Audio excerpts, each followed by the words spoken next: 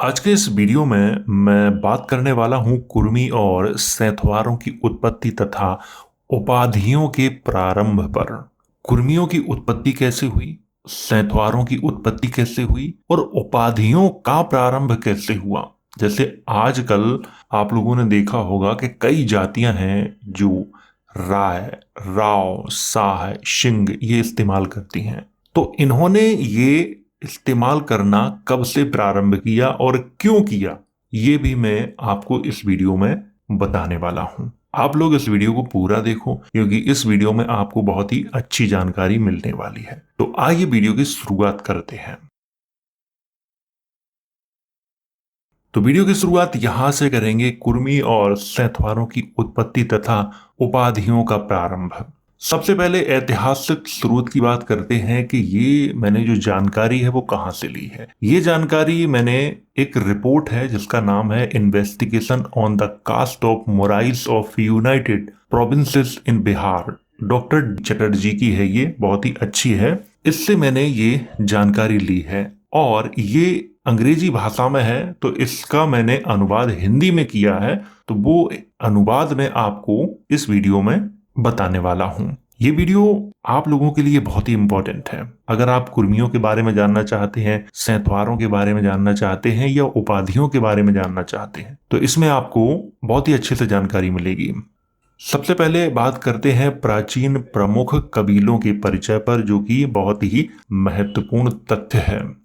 विदेशी आक्रमणकारियों के द्वारा सिंधु घाटी सभ्यता पर आक्रमण किए जाने के बाद सिंधु घाटी में रहने वाले कबीले दक्षिण पूर्व की ओर चले गए थे। यहाँ पे आपको समझना है बहुत अच्छे से, जो कबीले पूर्व की ओर गए उन्होंने अपना निवास स्थान हिमालय का जो तराई क्षेत्र है उसको बनाया था। ये आपको यहाँ पे अच्छे से समझना है। जिन कबीलों ने अपना जो स्थान है वो साक के वनों में बनाया था, वही बाद में साक या शाक्य के नाम से जाने गए थे।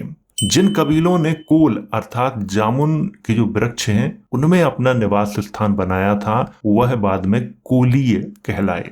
जिन कबीलों ने कुशी नाम की जो घास है उसकी अधिकता वाले मैदानों को अपना निवास स्थान बनाया था, वह जो स्थान है बाद में कुशीनारा कहलाया है। ऐसा इस रिपोर्ट में लिखा हुआ है और ये मुझे सही लगता है कि हाँ, ये सही है। इन कबीलों के लोगों के पास पालतू जानवरों की संख्या अधिक थी, इसी कारण इन लोगों ने कुशीनारा को अपना निवास स्थान बनाया था, क्योंकि इसीलिए तो इन्हें घास चाहिए थी। इसीलिए इन्होंने ऐसे स्थान को चुना जहां पर घास बहुत अच्छी हो, जिससे इनके जानवरों का पेट भर सके। इसीलिए इन्होंने इस स्थान का चुनाव किया था। आजकल हमें इस स्थान के संबंध में क्या सुनने को मिलता है कि भगवान श्री राम के पुत्र थे कुश, उन्होंने इस शहर को बसाया था और उनकी ये राजधानी रही है, इसी कारण इसका नाम कुशीनगर पड़ा है, जबकि ये तथ्य सही नहीं है। इस कबीले के लोग मल्ल युद्ध में बहुत निपुण थे, इसी कारण इनकी पहचान कुशीनारा के मल्ल के रूप में हुई। ये आपने खूब सुना होगा, कुशीनारा के मल्ल, इसके रूप में इनकी पहचान हुई।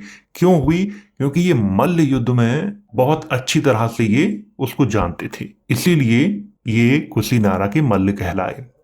इसी कुशीनारा के मल्लों की एक शाखा ने पावा को अपना निवास स्थान बनाया था और वह पावा के मल्ल कहलाए थे। पावा का नाम आप लोगों ने जरूर सुना होगा, जब हम भगवान महावीर के बारे में पढ़ते हैं खूब इसका जिक्र होता है। और कुशीनगर का भी नाम आप लोगों ने खूब सुना होगा, जहां भगवान बुद्ध के बारे में पढ़ते हैं, इसका खूब जिक्र किया जाता है।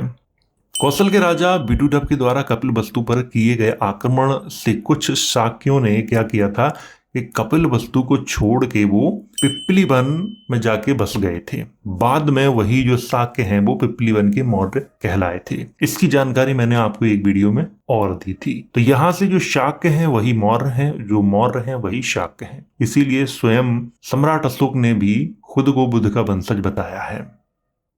अब यहां से शुरू करते हैं कुर्मियों की उत्पत्ति के बारे में, जो कि बहुत ही महत्वपूर्ण तथ्य मैं मानता हूं। कुर्मियों की उत्पत्ति कैसे हुई? क्योंकि कुर्मियों के संबंध में क्या है, आजकल बड़ी भ्रांतियां हैं। लोगों ने अनेक कथाएं इसके संबंध में क्रिएट कर डाली हैं और लोग उन कथाओं को सच मानते हैं, जबकि वो कथाएं बिल्कुल भी सच नहीं हैं। कुर्मी शब्द कु और रमी से बना है, जिसमें कु का अर्थ खेती या भूमि होता है, रमी का अर्थ रमा हुआ या खेती करने वाला होता है। तो यहाँ पे आपको ये अच्छे से समझना है। कु का अर्थ है खेती या भूमि और रमी का अर्थ है रमा हुआ या कहें कि जानकार, करने वाला, ये सब एक ही शब्द के मतलब हैं। कुर्मी शब्द का अर्थ जो हुआ वो मूल रूप से यही हुआ है कि खेती करने वाला, उसी को कुर्मी कहा जाता है। इसी कारण पाली साहित्य में कुर्मियों को खत्ती यानी भूस्वामी कहा गया है, यानी इनके पास बहुत भूमि होती थी, उसी खेती के कारण ये खत्तीय कहलाए हैं। आजकल लोग क्या करते हैं, कुछ इतिहासकार ऐसा करते हैं कि जो पाली में खत्तीय हैं उन्हें क्षत्रिय लिख देते हैं, जबकि क्षत्रिय और खत्तीय दोनों अलग अलग हैं। क्षत्रिय शब्द की जो उत्पत्ति है वो छत्र से होती है, शासन करने वाले व्यक्ति को कहा जाता है क्षत्रिय, और खत्तीय जो होता है वो शासन करने वाला नहीं होता है, बल्कि बहुत बड़ा भूस्वामी व्यक्ति होता है, उसको खत्तीय कहा जाता है। यानी जमींदार, उसको खत्तीय कह सकते हो क्योंकि उसके पास बहुत जमीन होती है, बहुत खेती होती है। और ये गलती सारे इतिहासकार मिलकर करते हैं। कुर्मी लोग बड़े पैमाने पर खेती का काम करते थे, यानी बड़े भूस्वामी होते थे। प्राचीन काल में कुर्मी किसी जाति विशेष को नहीं कहा जाता था, बल्कि बड़े भूस्वामियों या खेती करने वालों को कहा जाता था। ये बात आपको बहुत अच्छे से समझना है, क्योंकि यहाँ से कुछ लोगों के अंदर कंफ्यूजन थोड़ा सा बढ़ जाएगा, क्योंकि उन्हें ऐसा लगेगा कि मेरी जाति की चर्चा हो रही है। मैं यहाँ पर किसी जाति की चर्चा नहीं कर रहा हूँ। कुर्मियों का जो इतिहास है वो बिल्कुल अलग है। शुरुआत में ये किसी जाति के लिए प्रयोग नहीं किया गया था, ये एक समूह का नाम था, वर्ग का नाम था, जो कि खेती करने वालों के लिए ये प्रयोग किया जाता था। वर्तमान समय में कुर्मी शब्द एक जाति विशेष के लिए प्रयोग किया जाता है, जबकि प्राचीन समय में कुर्मी शब्द किसी जाति विशेष के लिए प्रयोग नहीं किया जाता था। पाली प्राकृत भाषा में कामरा, संस्कृत में कर्मरा और हिंदी भाषा में कुर्मी प्रयोग किया गया है। कुर्मी शब्द का मूल जो शब्द है वो पाली प्राकृत भाषा का कामरा शब्द ही है, और कामरा आपने खूब सुना होगा। वर्तमान समय में कामरा सरनेम कई जातियों में देखने को मिलता है। आपने भी सुना होगा कामरा सरनेम के बारे में।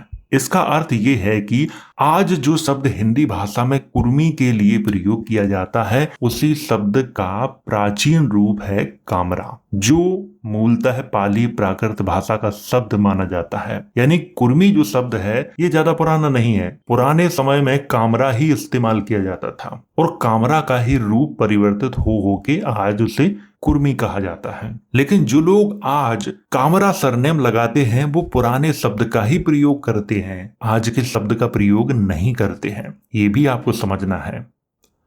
मराठा साम्राज्य के संस्थापक छत्रपति शिवाजी महाराज भी कुर्मी थे। उन्हीं के वंशज साहूजी महाराज थे, जिन्होंने संविधान निर्माता डॉक्टर बी.आर. अम्बेडकर को शिक्षा के लिए आर्थिक मदद की थी। बाबा साहब अम्बेडकर के बारे में जब भी जिक्र किया जाता है तब ये तथ्य खूब उठाया जाता है कि साहूजी महाराज ने उनकी मदद की थी। और ये कौन थे? ये कुर्मी थे। प्राचीन इतिहास का अध्ययन करने से ज्ञात होता है कि कुर्मी भी नागवंशी हैं और महार भी नागवंशी हैं। दोनों की उत्पत्ति नागवंश से ही मानी जाती है, ये भी आपको अच्छे से ध्यान रखना है। अगर यहाँ पे देखा जाए तो नागवंशी ही हैं दोनों, बाबा साहब अम्बेडकर भी हैं और साहूजी महाराज भी हैं। लेकिन आजकल की जो जाति व्यवस्था है, उस जाति व्यवस्था ने एक व्यक्ति को ऊंचा बना दिया है और दूसरे व्यक्ति को नीचा बना दिया है, जबकि वास्तव में ऐसा है नहीं। हिंदू ग्रंथ अथर्ववेद और मनुस्मृति में कुर्मियों को व्रात्य क्षत्रिय कहा गया है, जिसका अर्थ होता है वो क्षत्रिय जो बौद्ध धर्म और जैन धर्म का अनुसरण करता हो। वह हिंदू ग्रंथों में व्रात्य यानी निम्न क्षत्रिय कहा गया है, इसीलिए इनको पूरी तरह से क्षत्रिय नहीं माना जाता है। जैसे शाक्यों को आजकल ये लोग क्षत्रिय लिखने लगे हैं, प्राचीन समय में, ज्यादा प्राचीन की मैं बात नहीं कर रहा हूँ, अंग्रेजों के समय से पहले ऐसा कुछ था नहीं। जब हमारे यहाँ अंग्रेज आए तो थोड़ी सी जाति व्यवस्था में परिवर्तन शुरू हो गए थे। अब बात करते हैं सैंथवारों की उत्पत्ति के बारे में। अभी मैं कुर्मियों की उत्पत्ति के बारे में बात कर रहा था, उसके बारे में आपको बताया, तो अब थोड़ी सी बात करते हैं सैंथवारों की उत्पत्ति के संबंध में। सैंथवार रामगाम के कूलियों के वंशज हैं। इनका टोटम यानी प्रतीक नाग है। कभी कभी इनका जो प्रतीक है वो एक वृक्ष दिखाया जाता है, जो जामुन का वृक्ष है उसको दिखाया जाता है। ये भी आपको ध्यान रखना है, कहीं कहीं हो सकता है आपको वो देखने को मिले, लेकिन इसकी जानकारी मैं आपको पहले ही दे रहा हूं। सैंथवार स्वयं को नागवंशी सैंथवार के नाम से संबोधित करते थे और अपना जो गण है वो कोलीय गण को मानते थे। अंततः सैंथवार स्वयं को कोलियों का हिस्सा ही मानते थे, परंतु वर्तमान समय में इनकी जो स्थिति है वो बिल्कुल विपरीत है। अपना ये सारा इतिहास ही भूल चुके हैं। वर्तमान समय में जो शाक्य, मौर्य, कुर्मी, शैंथवार और मल्ल हैं वह प्राचीन काल में एक थे और उनका कुल भी एक ही था। रामगाम का यह कोलीय गण बुनकरों का गण था, जो कपड़े बुनने का काम करते थे। बुनकरों का नाम भी आप लोगों ने खूब सुना होगा। कोलीय गण को शाक्यों की एक शाखा भी माना जाता है और इन गणों का आपस में वैवाहिक संबंध भी था। नागवंशी सैंथवार कोलीय गण के प्रमुख लोग थे और इनका नाम समूह यानी संस्था के आधार पर सैंथवार पड़ा है। संस्थागार नाम आप लोगों ने सुना होगा। संस्थागार को ही सैंथवार कहा जाता है, यानी किसी संस्था के प्रमुख लोग, उन्हें सैंथवार कहा जाता है। सैंथवार भगवान बुद्ध के निकट संबंधी भी थे, जिसके कारण समाज में उनकी अच्छी खासी प्रतिष्ठा थी। रामगाम के कोलियों की जो उत्पत्ति है वो नागवंशी खत्तियों से है, जो अब सैंथवार के रूप में जाने जाते हैं। ये सब नागवंशी हैं और मैंने आपको एक चीज पहले भी बताई है कि नागवंशी हमारे देश में दो तरह के हैं। एक तो जो प्राचीन नागवंशी हैं जो कि भारत भूमि के ही हैं, एक वो नागवंशी हैं जो अशोक के बाद यहाँ पे आए हैं, वो भी अपने आप को नागवंशी कहते थे। वो नागवंशी और ये नागवंशी दोनों अलग अलग हैं। अब थोड़ी सी बात कर लेते हैं उपाधियों के बारे में, जो कि बहुत ही महत्वपूर्ण तथ्य है और इसके बारे में आप लोग जरूर जानना चाहेंगे। और ये एक विवादित तथ्य भी है, इस पे कई लोग सहमत होंगे तो कई लोग असहमत भी होंगे, लेकिन इसकी जानकारी देना बहुत जरूरी है। भारतीय इतिहास में अपने नाम के साथ उपाधि लगाने की जो परंपरा है वो ज्यादा पुरानी नहीं है। मुगल काल में उपाधियों का एक दौर चला था। इस दौरान मुगल बादशाहों ने कई उपाधियां दी थी, जिसमें राय, शाह, सिंह और राव प्रमुख मानी जाती हैं। मुगल शासकों ने ये उपाधियां उन लोगों को दी थी जो उनके सच्चे वफादार थे और उनके लिए काम करते थे, उन्हें दी थी। ये आप अच्छे से समझ लें। इस दौरान समाज में उपाधि लगाने की जो परंपरा है उसका ऐसा चलन हुआ कि प्रत्येक जाति के लोगों ने क्या किया कि अपने नाम के साथ उपाधि लगाना शुरू कर दी थी। ये एक दौर था उपाधि लगाने का, और ये शुरुआती मुगल काल में नहीं हुआ था, ये अंतिम मुगल काल में हुआ था। जब आखिरी मुगल काल था तब ये हुआ था। कुछ जातियों ने अपने को किसी राजा से जोड़कर उपाधि लगाना प्रारंभ कर दी और इस प्रथा की शिकार कई जातियां हुई, जिसमें कुर्मी, सैंथवार, शाक्य, मौर्य, अहीर, राजपूत आदि प्रमुख हैं। ये सारी जातियां इस प्रथा की शिकार हुई और इन्होंने इस प्रथा को खूब प्रयोग किया। मुगल काल के अंत में अनेक भारतीय जातियों ने उपाधि की प्रथा को खूब स्वीकार किया और अपने नाम के साथ उपाधियां भी लगाईं। नाउ जाति ने ठाकुर लिखना शुरू किया और आज भी लिखते हैं। कुम्हार जाति ने प्रजापति लिखना शुरू किया। बढ़ई जाति ने विश्वकर्मा लिखना शुरू किया। लोहार जाति ने शर्मा, नोनिया जाति ने चौहान, अहीर जाति ने यादव, काछी जाति ने कुशवाहा जोड़कर स्वयं को किसी न किसी राजा का वंशज बताना प्रारंभ कर दिया था। और इस कार्य में उनका जो सहयोग है वो किसने किया था? ब्राह्मणों ने किया था। क्यों? अंग्रेजों का प्रभाव धीरे धीरे उस समय बढ़ने लगा था, मुगल काल कमजोर हो रहा था, जिसके कारण जो कई जो निचली जातियां हैं उनका उत्थान शुरू हो गया था। इसी कारण ब्राह्मणों ने क्या किया था कि जो निचली जातियां हैं ये उपाधियों का प्रयोग करने के लिए उन्हें उत्साहित कर दिया था। आज से तुम इसके वंशज हो, तुम इसके वंशज हो, तुम इसके वंशज हो। जब आप इन उपाधियों के बारे में पता करेंगे या कहें कि सरनेम के बारे में पता करेंगे तो आपको पता चलेगा कि ये ज्यादा पुरानी भी नहीं है। मुगल काल से पहले एक भी ये सरनेम आपको देखने को नहीं मिलेंगे, लेकिन इनका जो प्रयोग है वो अंग्रेजों के शासनकाल में खूब हुआ है, क्योंकि उस समय समाज में हर किसी को उपाधि का प्रयोग करना अच्छा लग रहा था और वो किसी न किसी राजा से स्वयं को जोड़ लेता था और एक उपाधि लगा लेता था, और आज भी ये दौर जारी है। इनमें से कुछ उपाधियां मुगलों के अंत के समय की हैं तथा इनमें से कुछ उपाधियां अंग्रेजों के समय की हैं। इस तरह से यह प्रथा आज तक चली आ रही है। कुशवाहा और कछवा आमतौर पर एक ही वंश के लोग माने जाते हैं, जबकि सच्चाई इसके विपरीत है। कच्छ अर्थात कछुआ, वाहा अर्थात वंशज यानी कछुआ का वंशज, जो भगवान विष्णु का एक अवतार माना जाता है। उन लोगों ने स्वयं को कछवाहा कहा, कुशवाहा नहीं कछवाहा कहा है। यहाँ पे इस सिस्टम को समझना होगा। जब इतिहास पढ़ोगे तब इसको समझ पाओगे। 2-4 किताबें पढ़ने से आप इस चीज को नहीं समझ पाओगे, न जान पाओगे। अधिकतर लोगों के अंदर ये भ्रम है, कछवा और कुशवाहा एक ही है। कुशवाहों की आज जो स्थिति है वो बिल्कुल अजीब है। कुछ लोग स्वयं को भगवान बुद्ध का वंशज बताते हैं, कुछ लोग भगवान श्री राम का वंशज बताते हैं। इसका जो कारण है वो यही है। कुशवाहा जो आजकल स्वयं को भगवान श्री राम के पुत्र कुश का वंशज बताते हैं, इनकी उपाधि भी अंग्रेजों के समय में ही आई है। उससे पहले आपको कोई कुशवाहा नहीं मिलेगा। और ये प्रारंभिक की मैं बात कर रहा हूं। कछवा तो थे, कछवा एक वंश भी है, लेकिन कछवाहा और कुशवाहा दोनों अलग अलग हैं। हालांकि ये चीज आपको बुरी लग रही होगी कि मैं ये एक नई जानकारी आपको दे रहा हूं। आज तक आप कुशवाहा लिखते आए हैं और मैं आपके संबंध में एक नई जानकारी दे रहा हूं, तो थोड़ी सी चुभ रही होगी ये बात आपको, लेकिन ये बात सही है। अहीर जो यादव लिखते हैं, आप पता करना कि जो यादव सरनेम है वो कब से ये शुरू की है इन्होंने लिखना। तो ये ज्यादा समय से शुरू नहीं की है, क्योंकि उस समय ऐसा दौर ही चल रहा था कि हर जाति अपने आप को किसी न किसी राजा से जोड़ रही थी और उसका वंशज बता के वो उपाधि का प्रयोग कर रही थी।